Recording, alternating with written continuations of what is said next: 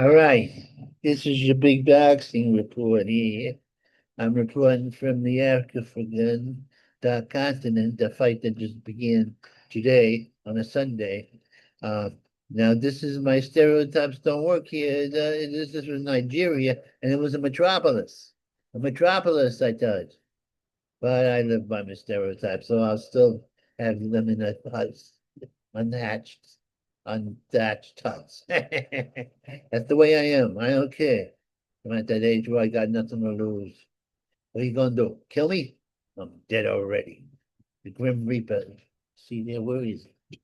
He's stalking me even as we speak. I'm gonna stalk him right back. Now, this is the story. Uh-oh. Lawrence Akilo, 22 and 16 kilos. He was a former cruiserweight, which is basically a heavyweight, but they call him cruiserweights now. He's tall, drink of water. He's about 6'5". He was found Ebenezer Tutu, 23, 3 and 0 with 20 kilos. Now, Ebenezer fights like an Ebenezer would. He usually gets knocked out early. This is a mismatch. It's crazy. He's been knocked out lately, very early, a couple of times by top guys. But he surprised me. He surprised everybody.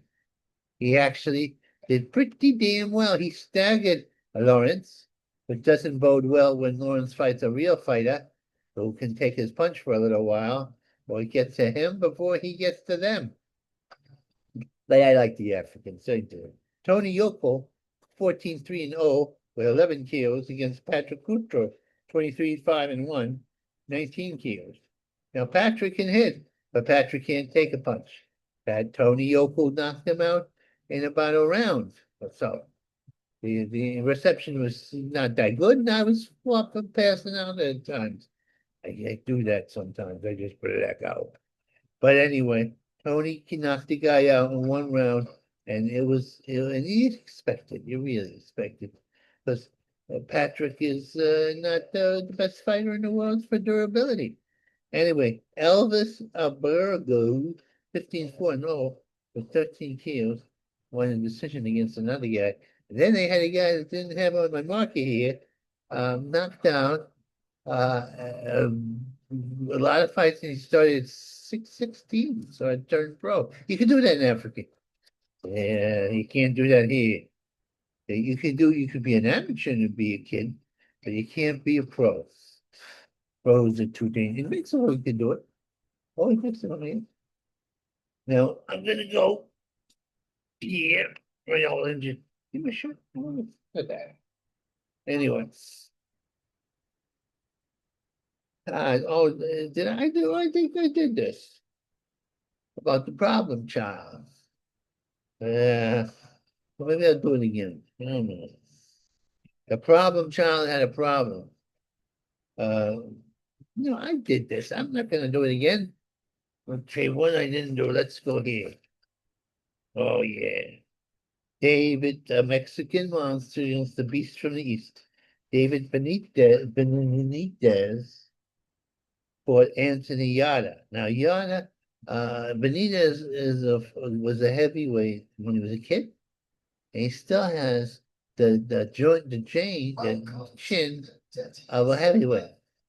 It's true.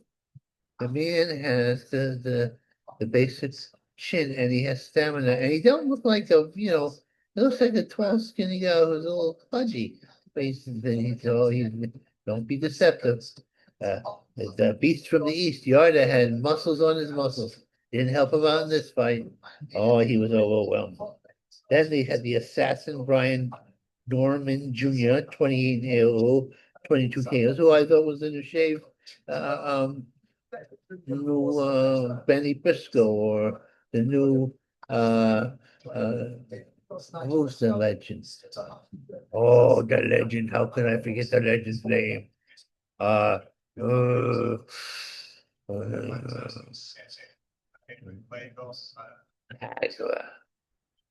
marvelous one. But he wasn't. He got knocked down by the dream, became his nightmare. David Henney, 32 and 0 with 15 years KOs. He floored him, he dominated him. I couldn't believe it. What happened to my psychic abilities? Did they leave me for a moment? Oh, then, and Henny won the decision, but he didn't press the fight. He didn't press it. If he had pressed the fight, he would have assassinated these. Then they had Bam Rodriguez, 22 and 0 with 15 kills against Fernando Martinez, 18 0 with 9 kills, both undefeated fighters. But this was a one-sided battle. Round and round and round and round. The the Bam, Mr. Benito. And so he gave up. He got so beat up that they said, look, Stamina. Then Abdul Mason, 1900 with 17 kills, against Sam Lucas, 1700 with 15 kills. This was the fight of the night. Both won. Both won because they proved both of them had stamina. Because the fight was I think it was for a 12 rounder. And they both could take a punch, they give a punch, and they had fought. And it was bloody and battle. But in the end, Mason Abdul had a little more firepower, a little more class, just a little bit. Wasn't easy. Usually guys don't take guys like this. He proved himself to me. The kid can take a punch, give out a punch. Now, Vito White Magic, he's a white guy. Vito Malinsky Jr., 2100 with 12 kills against Samuel Nomoya, 2100 with 5 kills. Now this was the Italian guy, Italian Polak, the mixture. He had the hard head of a Polak, but the savvy of an Italian, and they're hot. And he had trouble with Sam. Sam was a good boxer, never been defeated, but Sam didn't have enough firepower. And even though he staggered the Polak, couldn't put him down, and the Polak got him, knocked him out.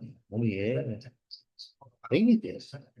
Then there's Muhammad Aliska, Mighty Muhammad, 600 against Jimmy Lee, 7-5 and 0 with 4 KO. Now they're building him up because this is Saudi Arabia and they don't have that big a pool of professional fighters, like people who are in training, but they get it, they're developing it. And one of the first people to develop is the Mighty Muhammad. And the Mighty Muhammad actually he doesn't have any knockouts. At least back then he didn't. But he did get during this story and he had to get the knockouts. Now the next one is Demito, Julia Perez, 1300 with 9 kills against Pius and Pita, 11-4 and 1. I don't remember much about this. I was sleepy. I get sleepy. Oh, yes. Okay. This is the one. We're gonna send this out. See if it happens. Anyway, okay. Let's see if we can do this. Behind yours.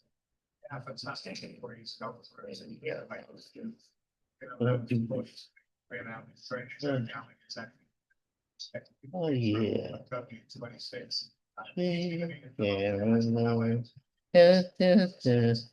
Sometimes never felt so good. Oh, I've been inclined. I believe they never could. Oh, do, do. Here we go.